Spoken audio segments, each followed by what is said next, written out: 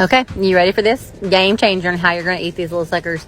You've all seen the boxes, these little pies at Walmart. They're 50 cents a box, okay? You've probably seen them. You probably just don't like eating them because they're really not that good straight out the box, okay? So take them and put them in your air fryer. Yes, I put them in my Cosori.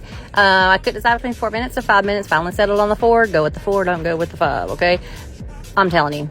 You just felt like you just left Thanksgiving or your grandma just baked you a fresh homemade pie. That's what you got when you pull this thing out of the air fryer, okay? They have apple, they have strawberry, they have lemon, they have cherry, they have pecan, you name it, they've got it. We got one of every one of them to try it and see if it was really all that good. Y'all, it's some fresh goodness. It tastes like it's really actually homemade. So, game changer, you're welcome.